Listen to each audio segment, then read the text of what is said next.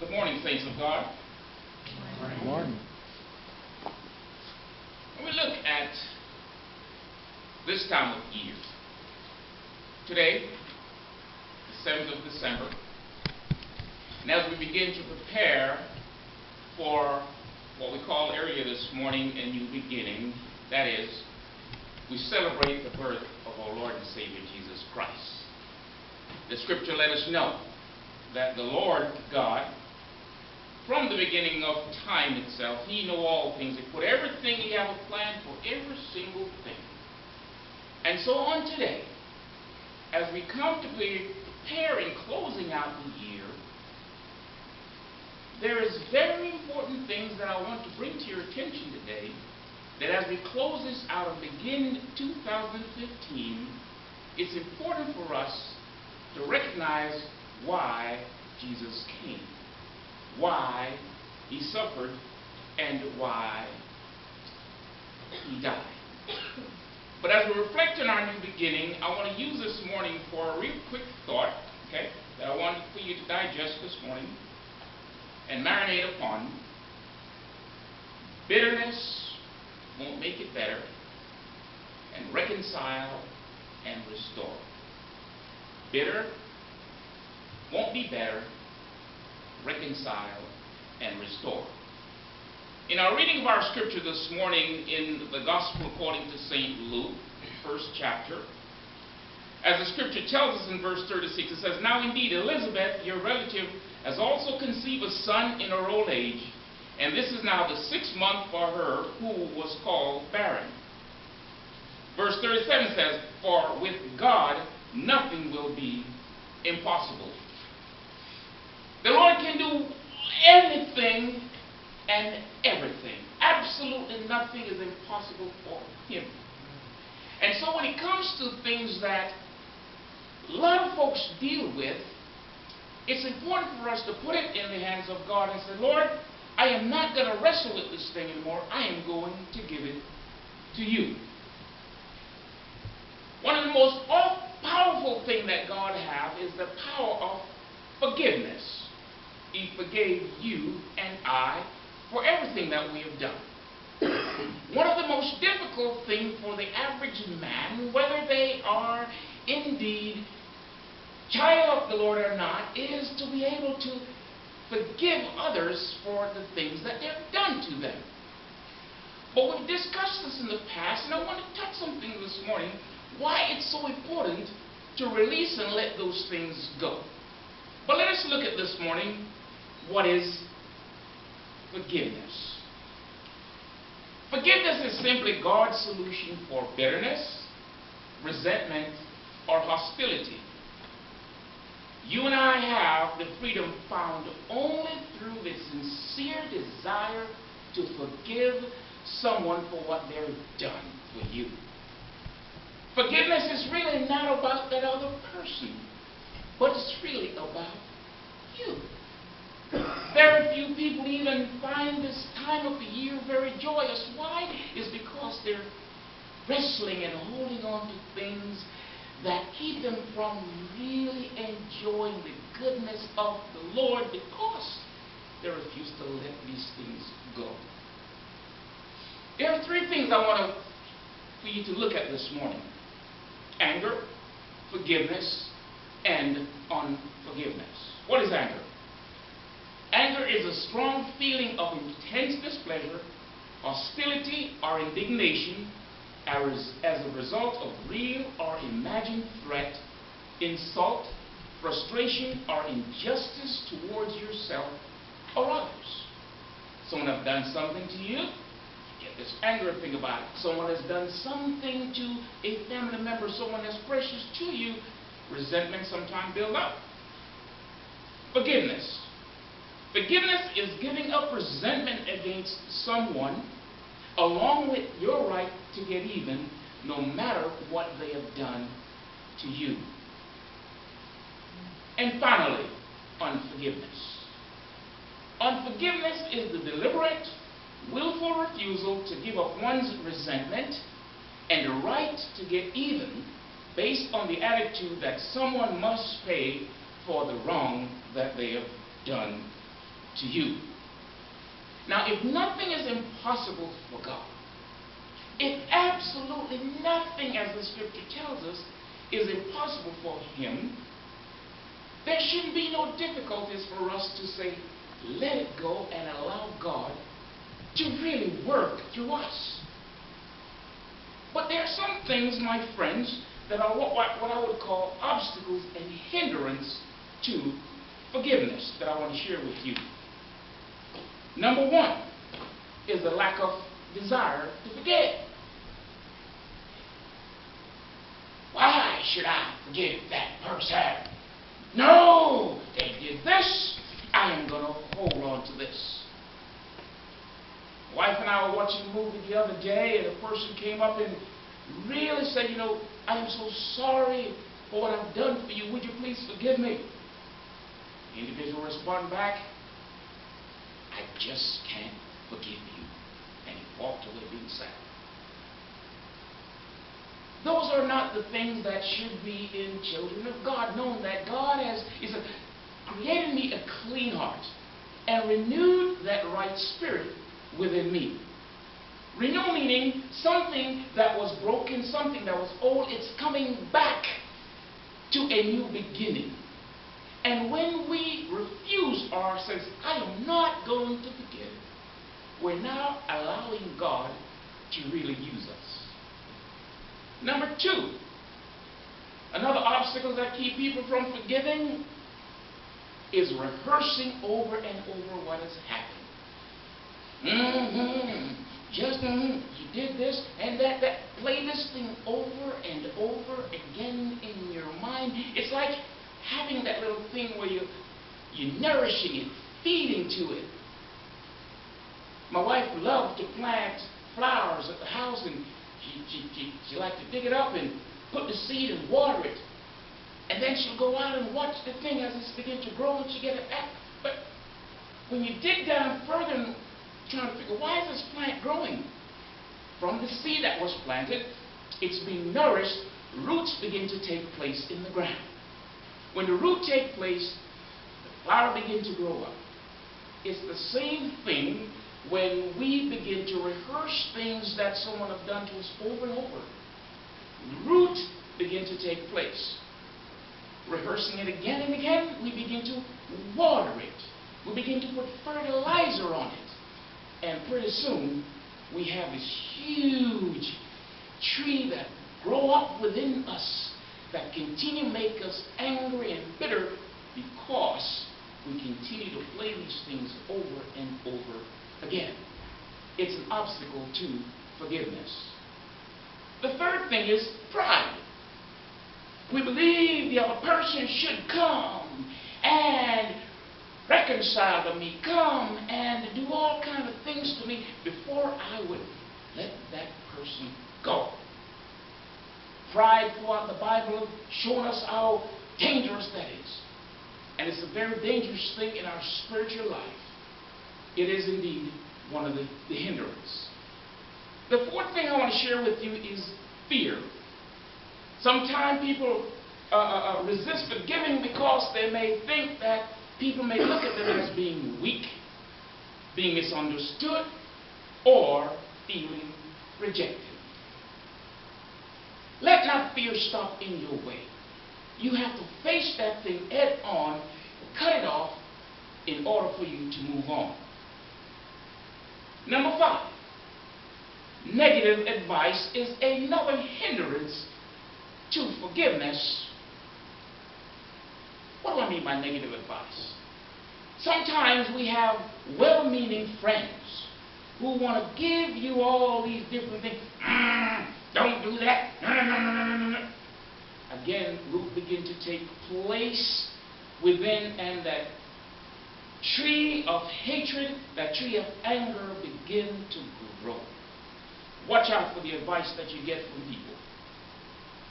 The sixth thing is what we call partial forgiveness. Only don't forgive you for just this much. The others I am going to hold on. There's absolutely, God didn't partially forgive you and I. He forgave us for every single thing.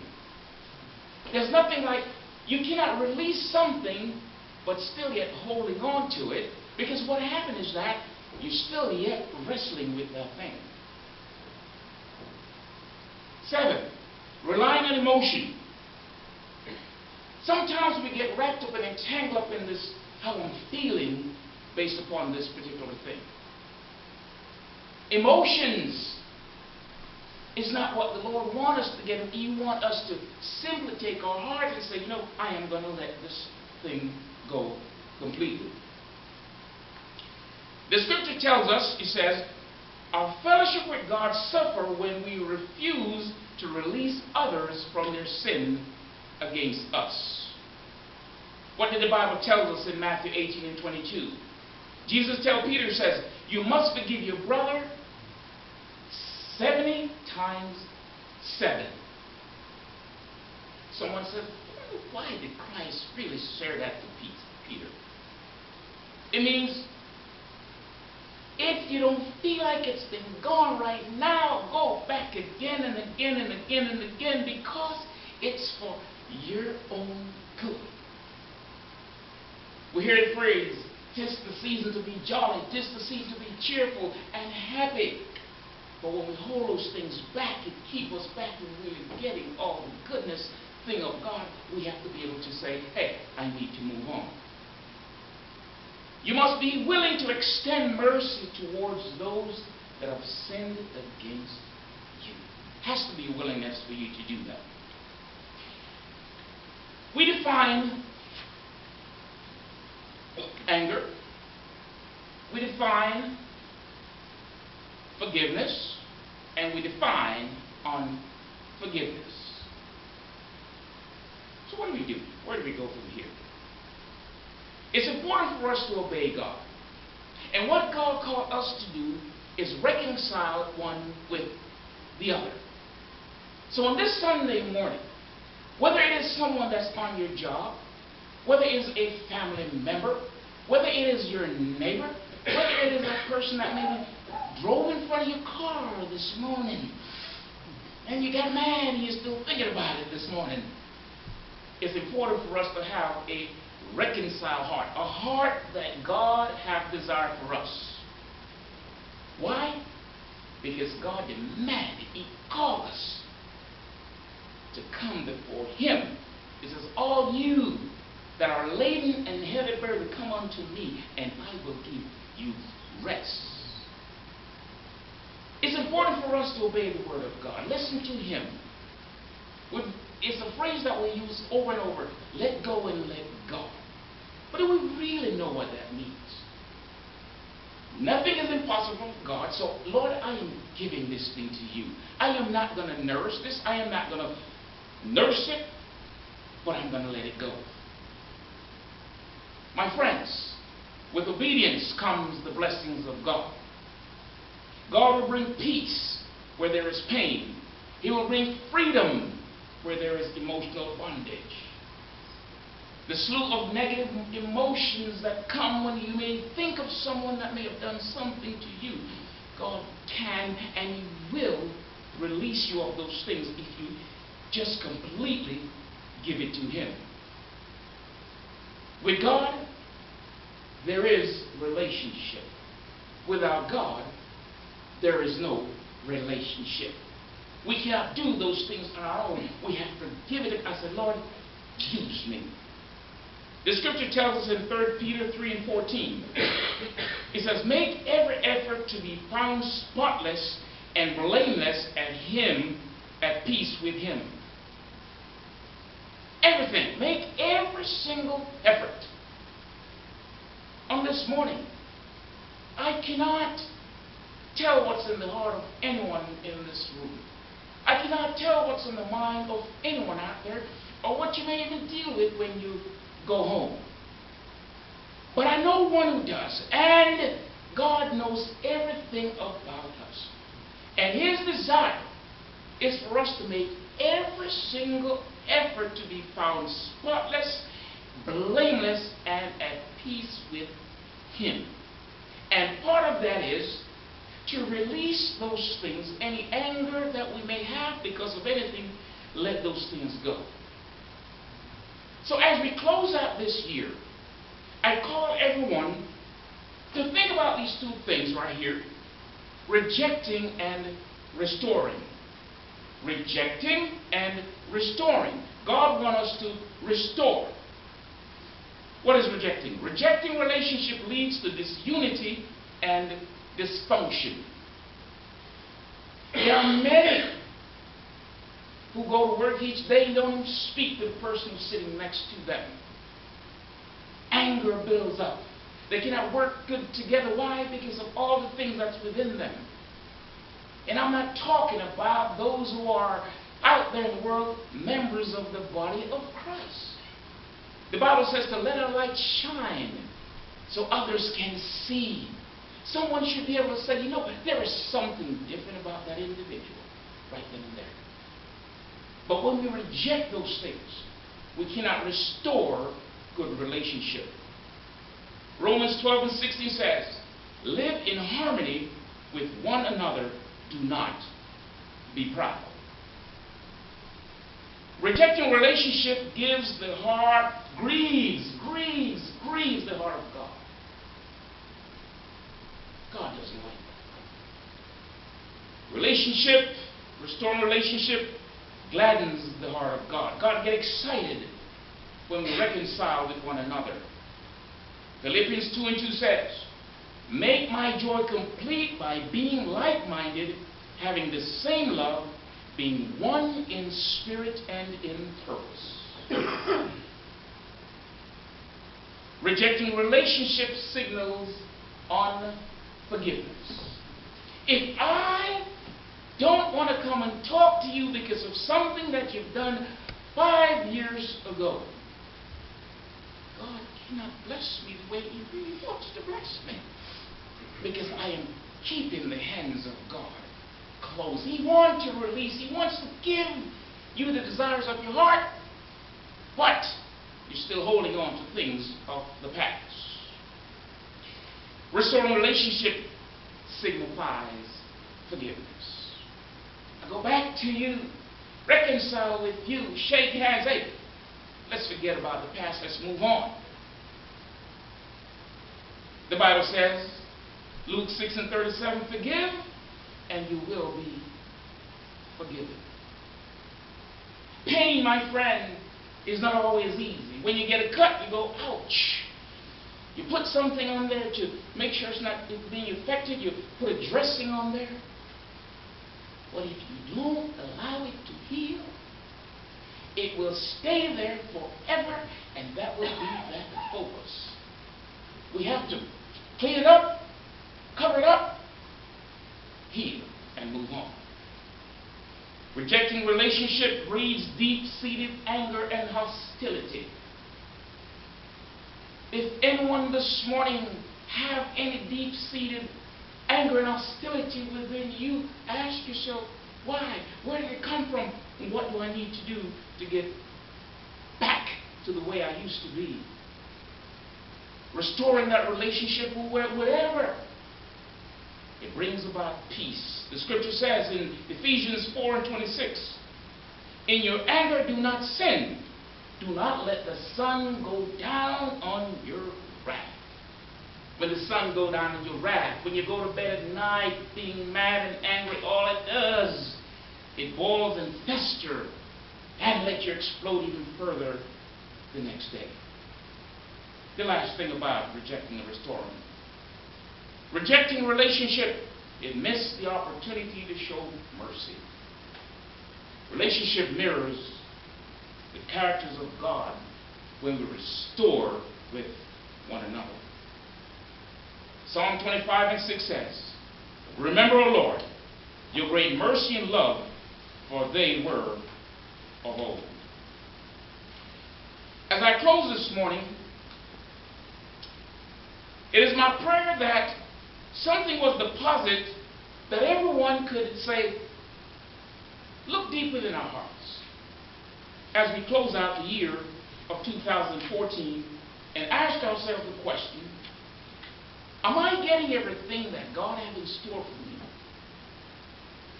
And if the answer is no, then we should ask, still angry? Am I harboring a significant amount of hostility when all I have to do is let it go? You don't have to carry around bitterness, my friend. You don't have to carry around unforgiveness and or resentment.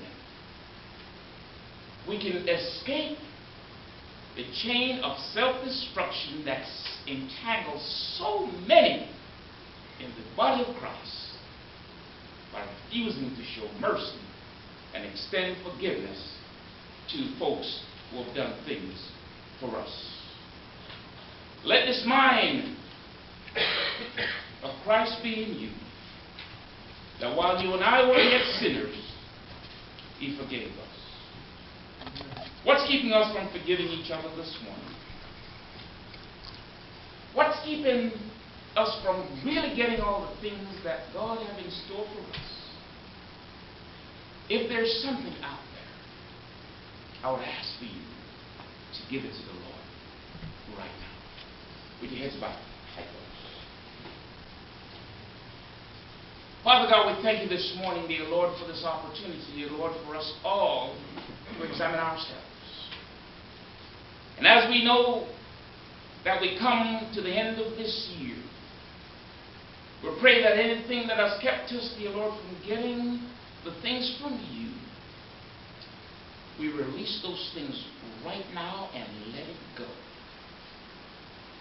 Because you gave us your Son as a new beginning, that we may have life, and not just ordinary life, but life more abundantly. Touch everyone's heart this morning, O Lord. And for anyone that are wrestling, feeding, nourishing, fertilizing deep-rooted anger, hatred, bitterness, I ask that you touch right now. Touch their hearts.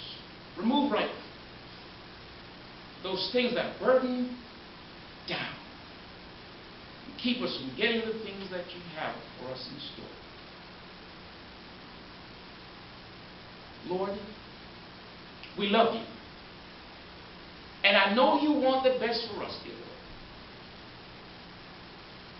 We should not allow anything to keep us from getting what you have in store. And so today, Father, wash us, cleanse us in the mighty name of Jesus. We give you thanks. Keep your heads bowed, high closed. I'm not going to call you to come on up, but I just want to see if anyone right now has something out there. Just raise your hand real quick, about 5 seconds. If you're dealing with something, okay, one person. Father, 2, 3, 4. Now, listen, this has nothing to do with Junior Riley. It has nothing to do with who's sitting next to you. This is between you and your Heavenly Father. The year is closing out, and the Lord wants you to let it go. So I will ask the question again. If there's anyone out there that know deep within that you are holding on to things that preventing you from getting everything that the Lord have in store for you, just raise your hand right now that I'm going to point and touch and agree with you. There goes 1, 2, 3, 4, 5, 6, 7, 8. Father, all 8 people raise their hands today, this morning, Lord. That signifies it's time to let those things go, and we give it to you right now, Lord. Touch them. Anoint them in the name of Jesus, that they can go forward and get the things that you have in store for them. In Jesus' name.